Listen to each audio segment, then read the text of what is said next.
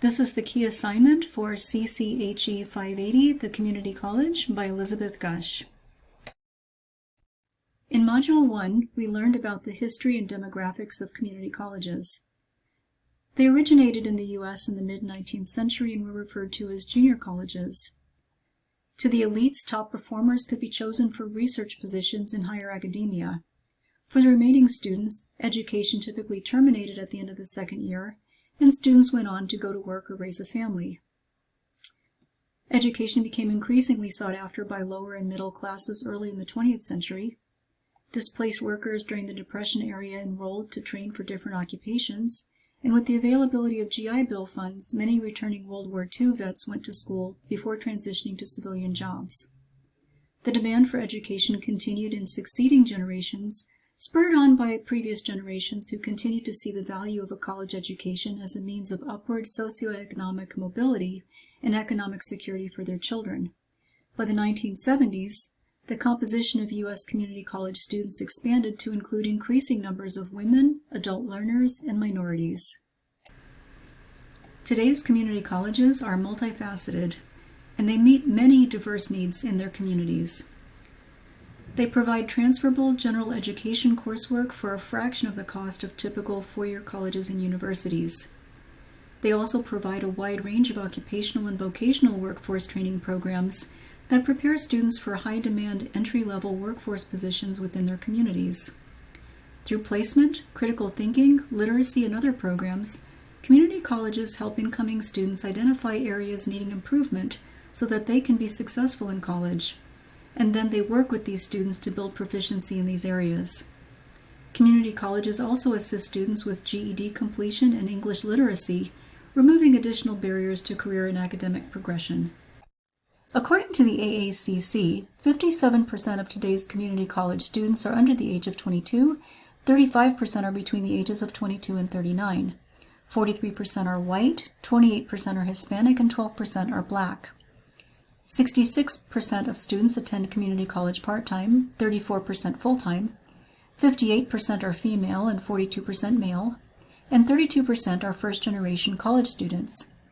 Approximately 55% of students receive some form of financial aid, particularly via federal grants, federal loans, and state aid. We also discussed how public education is governed in the state of Arizona. Arizona's 3 state universities are overseen by the Arizona Board of Regents, and the State Board of Education oversees Arizona's public K-12 and charter schools via the Arizona Department of Education and the Superintendent of Public Instruction. Public schools from K-12 are further overseen at the local level by their local school boards. Arizona community colleges are not state-governed. Instead, our community college governance is separate and distinct from the governing bodies of our university and K-12 school systems. Maricopa County, Arizona is divided into 10 community college districts, each having its own college. The community colleges are overseen by the Maricopa County Community College District Governing Board in conjunction with leadership from our district office consisting of our chancellor and vice chancellors. Each Maricopa Community College is further governed at the individual college level by a college president, who is assisted by various vice presidents and deans. In Module 2, we discussed some of the unique features of community colleges. Unlike many other higher learning institutions, community colleges are intended to be open to and accessible by all members of the community, irrespective of their academic ability or socioeconomic status.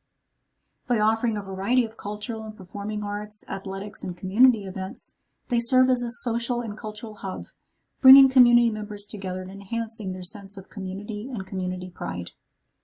Community colleges offer much more in terms of remedial academic support than other educational institutions to help students develop fundamental reading, writing, mathematics, and language competencies to be successful in college-level coursework. Community colleges offer vocational and occupational training in addition to academic programs of study. We also discussed the impact of legislation and regulation. Community colleges attempt to stay abreast of pending state legislation, particularly if it impacts the delivery of instruction or revenue and expenditures. They also monitor federal regulation, since the majority of community college students rely on some form of federal aid to pay for their education, and many job training programs also rely on federal funds. Community colleges look to national advocacy groups, such as the American Association of Community Colleges, to identify trends and give community colleges a voice on the issues. Larger community colleges, such as Maricopa, also maintain an office to furnish this assistance at the local and state levels. In Module 3, we covered working in a community college. We learned that faculty may be employed in different ways in higher education, including tenure, tenure track, non-tenure track, contract renewable, and adjunct. Particularly in community colleges, which operate on tighter margins and charge significantly less in tuition than their four-year counterparts, the majority of faculty currently teach as part-time adjuncts. We also covered qualifications to teach in community colleges. We learned that faculty minimum qualifications are set by community college districts in Arizona due to the lack of state oversight. Academic and occupational teaching fields often have different criteria.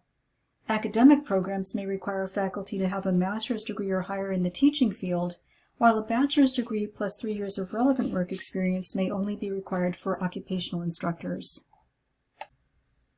We also discussed best practices in applying for a community college position. Cover letters should be concise but showcase your abilities and give the hiring team a glimpse of your relatability and potential as a colleague. Teaching experience, even as a graduate assistant or tutor, is helpful for teaching positions. Faculty will also be asked to serve on various committees. Candidates should educate themselves on the college's committee structure and recent issues discussed, as well as be prepared to discuss how they might be of help. Faculty candidates may also be asked to give a teaching demonstration and should prepare a teaching portfolio for review by the hiring committee. In Module 4, we learned about community college funding. We learned that in Arizona, community colleges receive approximately 52% of their funding from property tax revenue, followed by 22% from state aid, and 16% of their funding from student tuition. Additional funding sources include bonds, grants, private donations, and community workforce and educational partnerships. We also learned about some of the factors that impact community college budgets. We learned that state aid is based on a full-time student equivalent reimbursement formula. Because community colleges serve a much larger number of part-time students, they essentially have less money to utilize per student, while still trying to furnish each student with a full range of support services, including career counseling, academic advisement, placement testing, and tutoring. In addition, outdated statutory spending limits have restricted Arizona community colleges from spending to keep pace with current costs. A current ballot measure, Prop 486, would adjust the base on which the expenditure limit is currently calculated, freeing up the community colleges to make better use of available resources. In Module 5, we looked at teaching and learning in community colleges. We discussed commonly used terms in higher education, particularly as it pertains to academic and occupational programs, curriculum development, and institutional transfers. We looked at the importance of accreditation, which proves that a student has successfully mastered subject competencies and permits students' coursework to be considered sufficient to meet educational standards associated with credentialization, licensure, and academic transfer. We also looked at the evolution of today's workforce. New jobs are rapidly coming into existence, largely due to advancements in technology. Education must keep up with these new trends so that we can remain viable as educators and we can provide our students with the instruction necessary to compete in today's labor market. In Module 5, we also looked at ways that community colleges can maximize the use of their resources through workforce partnerships. Partnership arrangements permit colleges to design and teach programs tailored to provide area businesses with graduates who are highly skilled and workforce ready, in exchange for being able to access and use employers' latest technologies in class, as opposed to having to purchase these technologies directly. The ideal of virtual and technological enhancements can mirror in the classroom what students will be doing on the job, contributing to workforce readiness. In Module 6, we looked at the ongoing roles of community colleges. We will need to continue providing students with high-quality education that is affordable and accessible, providing students with academic preparation and preparedness programs to take them from high school to university. We will need to connect economically disadvantaged students with tuition assistance programs. Career and technical education programs will need to be modified to meet changing workforce needs, and we will need to ensure that our academic coursework remains transferable. Our community colleges will also need to continue to provide students with a full range of support services, including academic advisement, career counseling, placement assessments, and tutoring services. We will also need to provide students with clubs, organizations, and athletic and recreational activities for a well-rounded college experience. We also examined critical issues and challenges community colleges are likely to face in the future. Technological advancements will require improved data literacy and skills to utilize big data and analytics, leading to more data-informed decision-making and reporting. Along with this will be an ongoing need to properly manage data security and protect data privacy.